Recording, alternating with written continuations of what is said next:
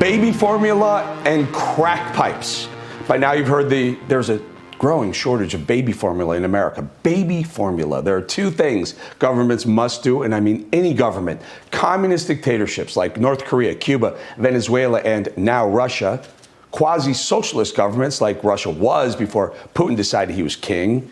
Sweden and some other countries give government power somewhere in the range between a communist regime and freedom. Canada is much like Sweden, somewhere in the middle. Socialized healthcare. Many other ways government decides what its citizens can do and get to do. And at the other end of the government spectrum, systems, is America. We are a democratic republic with capitalism at our core, and this has been the only system that has worked to keep its citizens safe from invaders and, most important of all, fed. The failures of communism and socialism are many. Historians from all political sides agree that communism and socialism have been the root cause of death for up to 100 million people over the years. Wars, defending the dictatorships, coups from within when the people uprise, and most often these systems fail because their citizens simply end up starving to death. That's why I think our shortage of baby formula in the most prosperous country in the world is a disgrace. It's a perfect metaphor for a total and unmitigated failure of the Biden administration. Babies, our most precious resources, are being deprived of food, formula. It's literally the Biden administration's job number one, period. You can keep us safe from foreign invaders. If we can't supply our own citizens with enough nutrition and food to live, it's a failure, amazing failure. You know what? Everything Biden touches dies. EBTD. Look at Afghanistan. Look at the border. Look at the crime wave. Look at the raging inflation ripping through our families' budgets. Biden, and Biden are to blame. Not Putin, not Ukraine, not Republicans, and not Trump. No, it's all on you, Joe Biden. Everything you touch dies. Everything Biden touches dies. EBTD. Does anyone else notice Biden and his band of bumbling bozos never seem to see these crises coming? First, they're caught flat-footed. Then they deny it's even a problem. Then they're forced to acknowledge there's a problem, but say they have it under control. And finally, they're caught in the crosshairs of public outcry. And what do? They blame someone else. It's happened with every single Biden crisis. It's the same pattern, folks, over and over. The Biden people are such disgraceful politicians. They're devoid of character. Here's how they do it. First, their policy fails. Then comes that denial part. And when they're caught lying, they pivot to, yeah, we knew about it, but we're already working on fixing it, which is always a lie. For example, on crime, here's Jen Psaki avoiding a question about the crime epidemic happening in front of her face. Is there a crime problem in this country? Well, I would say certainly there is a guns problem. Oh, guns. Divert, get that? And here's Joe Biden acting like he's got everything under control, right, Joe? Funding proven programs to help fight violent crime. We shouldn't be cutting funding for police departments. I propose increasing funding. Yeah, had it under control, except you were the ones who called defunding police departments. What crime problem? I don't see anything. And then ultimately, there goes the blame. Listen. One of the things that we focused on, the Attorney General and I, and we're getting to the point where I think we're going to be able to have a real impact on it, includes going after ghost guns. Ghost guns. Ghost guns. That's your answer? Blame ghost guns for the crime wave ravaging the country? These guys are unbelievable. The same thing with the border, right, Jen?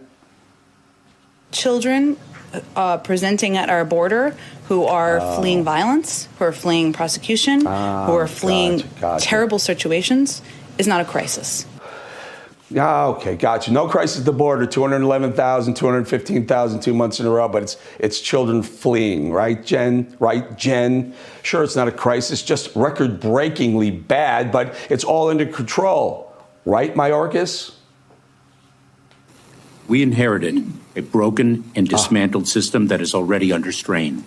It is not built to manage the current levels and types of migratory flows. Yet, we have effectively managed an unprecedented number of non-citizens seeking to enter the United States. Okay. First of all, you inherited a system that was working and broke it. You didn't inherit a broken system. And no, No, Alejandro, you're not effectively managing the border. It's a disaster. And then comes the blame game, of course. This whole thing about the border, we've been to the border. We've been to the border. You haven't been to the border. And I haven't been to Europe. Now there is where I'd like to hear her laugh, because that was laughable. And they did this with inflation too. It's the same pattern. Biden denying and calling it, I don't know, transitory? Economists call all these things transitory effects. And they account for about 60% of the price increases we've seen over the last few months. Okay, what, inflation? What inflation? Inflation, transitory, it's almost gone, right? That was last year. And then when he couldn't hide from the inevitable, he lied and said, we already reached peak inflation. Crisis, and I think you'll see it change sooner than quicker than more rapidly than it will take than most people think. Oh, yeah. Okay. Well, that was last year, too. So that transitory inflation stuck around for a while, but then it was over. That was at the end of last year. It was over then, except it wasn't. And when things got worse, he found something else to blame for the obvious inflation crushing us. There are two leading causes of inflation we're seeing today. The first cause of inflation is a once-in-a-century pandemic. And this year we have a second cause. Mr. Putin's war in Ukraine. No, inflation's not caused by a pandemic.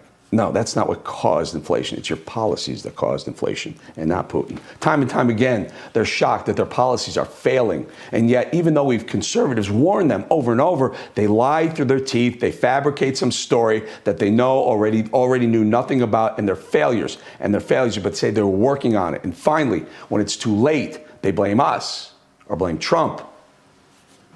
Under my predecessor, the great MAGA king, the deficit increased every single year he was president. Okay. And you too, Joe. Did you see the latest news today? This came out just a little while ago. The White House is spending $30 million sending crack pipes to addicts. $30 million for crack pipes, and I'm not making this stuff up, folks. Look at this from the Free Beacon. It's right there. It's not us. It's them reporting it, neutral reporting it. So while American moms are looking for food for their babies, the White House is spending your hard-earned tax dollars on crack pipes for addicts. I can say without hesitation, Biden and Kamala value crack pipe smoking addicts over American babies. I don't know. The proof is in the receipts, right? Well, there they are. Look at them. Free crack pipes. But you're going to have to find a dealer to get you some bootleg baby formula. How's that feel? Almost like a drug dealer. Like the roles are reversed in Biden's America, where the baby formula drug deal goes down in the dark, shadowy alleys, and the crack pipe smoking addicts walk freely in the daylight, in Biden's daylight, because in Biden's America, that's legit. Go for it. Smoke your crack. Here's a taxpayer-paid free crack pipe. Smoke away, out in the open. But baby formula? Oh, no. You're going to have to pay extra for that. I hear the guy down 2nd Avenue has some really good stuff. Hawaiian, applesauce. It'll blow little Bobby's mind. It's so good. To these liberals, these lunatics running the country, this is normal. What happened to America, folks? I'll tell you what happened to America. Liberals happened to America. How many American babies are going to have to die before Biden and Kamala start giving two hoots, two S's about them, and stop catering to and spending our money on crack pipes while baby food is scarce? There it is, folks. Look at the screen. Right there, that image right there sums up the last year and a half of a total failure of a presidency. Under Obama, yep, I said it on purpose. Obama, Biden, Kamala, and the liberals running the government. These liberals have taken the shining city on the hill, America, and turned it into a banana republic. Biden is lost in the wilderness. He has no idea what he's doing. The country is falling apart. Biden may not even know where he is on any given day. The man is confused. The man is losing it more and more each passing day. He really needs to go.